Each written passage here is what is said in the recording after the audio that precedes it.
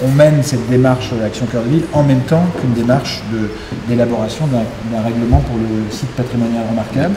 On a été classé en début d'année, en janvier. C'était seulement le 3e dossier pour la nouvelle procédure. Saint-Dié-des-Vosges fait partie des 222 villes qui bénéficieront du programme national Action Cœur de Ville. Le projet déodacien de revitalisation de son centre-ville avait suscité l'enthousiasme du président de la République lors de sa venue dans notre ville en avril 2018.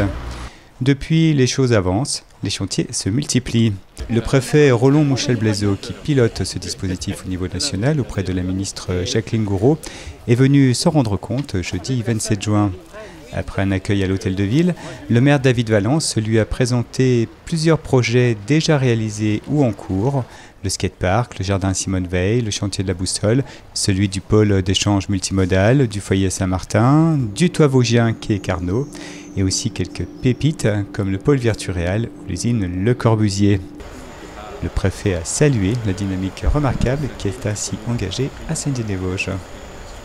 Moi, ce que je trouve très intéressant, et c'est pour ça que je suis très heureux d'être aujourd'hui à Saint-Dié, non seulement c'est de constater la dynamique qui a été engagée, elle est tout à fait remarquable, mais c'est aussi de bien prendre note de ce qui marche, d'éventuellement de ce qu'il faudrait faire davantage au niveau national pour permettre aux élus de mener à bien leurs projets.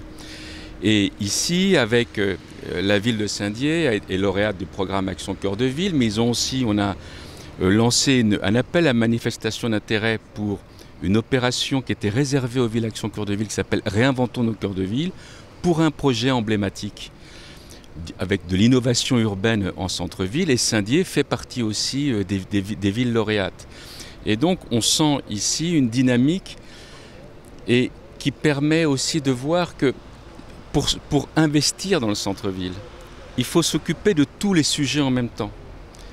Pourquoi beaucoup de politiques ont échoué antérieurement, je parle sur un plan global et national, c'est qu'on ne traitait pas ensemble les questions d'habitat, les questions de commerce, d'artisanat, les questions de mobilité, de stationnement, de services. Et quand on dit services, aussi bien les administrations que la santé ou l'accès à la culture. Et puis aussi tout ce qui est la dimension paysagère, patrimoine, cadre de vie, sans oublier quelque chose qui regroupe tout le monde, qui est la transition écologique. Et ce qui est remarquable aussi à Saint-Dié, c'est qu'on est, contrairement à beaucoup d'autres villes, elle a malheureusement été quasiment totalement détruite pendant à la fin de la Deuxième Guerre mondiale, par le drame qu'on connaît, et elle a effectivement un patrimoine très contemporain. Généralement, la plupart des villes, qui heureusement n'avaient pas été détruites, ont un centre-ville très ancien, voire médiéval.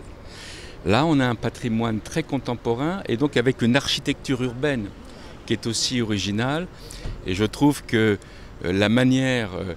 et je suis très intéressé de constater la manière avec laquelle l'équipe municipale essaie non seulement de concilier, mais d'optimiser le dialogue entre un patrimoine, fût-il récent, et les besoins d'innovation. On ne va pas d'un coup de baguette magique compenser des décennies où tout le monde est responsable, nous sommes tous collectivement responsables, où on a négligé nos villes moyennes, et on a négligé plus particulièrement leur centre-ville.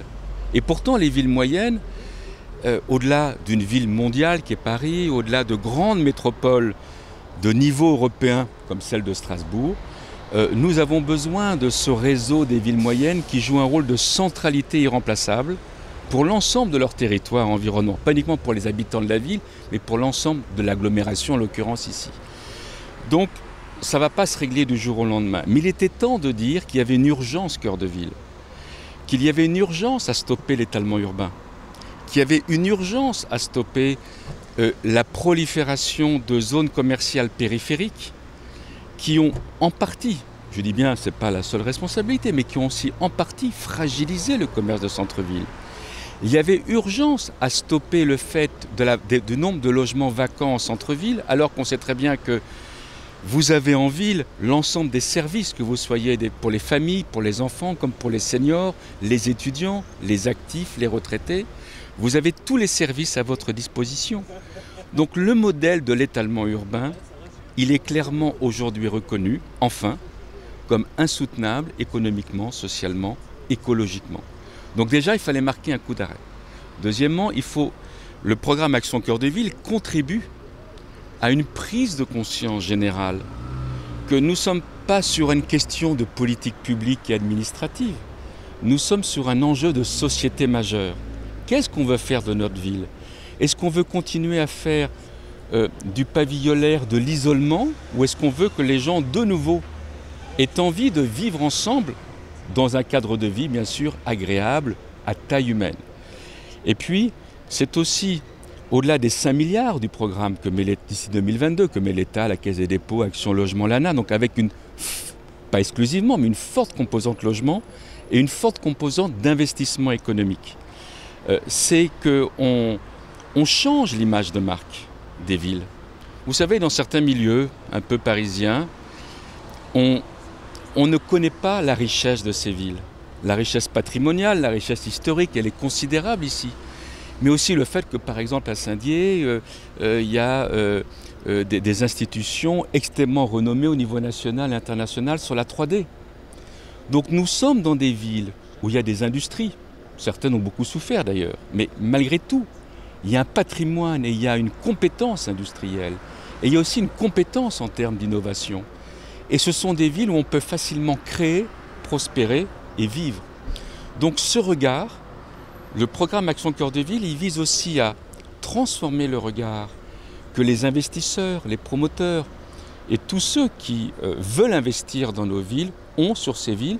Et je peux vous dire que cette image de marque, c'est peut-être pas une affaire financière, mais elle est extrêmement importante chez beaucoup d'investisseurs. J'en reçois tous les jours à mon bureau à Paris qui viennent nous dire « mais expliquez-moi ce qui se passe à Action Cœur de Ville » parce que finalement, on est en train de redécouvrir la richesse et le potentiel de ces villes et de ses habitants.